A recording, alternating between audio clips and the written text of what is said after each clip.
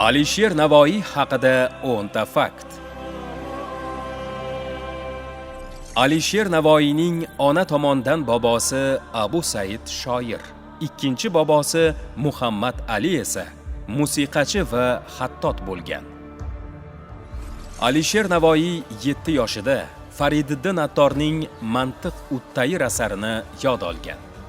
Navoiy turkiy tildagi ilk xamsani 2 yil davomida yozgan va bu asar dunyoning 64 tiliga tarjima qilingan. Navoiy do'sti Husayn Boyqaroning taxtga chiqishi munosabati bilan 90 baytdan iborat Hiloliya qasidasini yozgan. Alisher Navoiy davlat arbobi sifatida muhrdor, vazir, amirul kabir va hokim bo'lgan.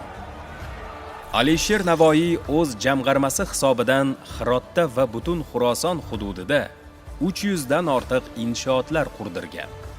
2009-yilda Merkuriydagi krater Alisher Navoiy sharafiga nomlangan.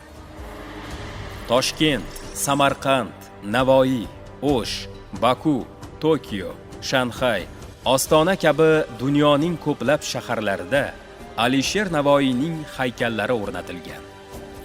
Ulug' shoir Navoiy taxallusi ostida turkiy tilda ijod qilgan bo'lsa, Forsiy tildagi ijodi foniy taxallusi bilan tanilgan.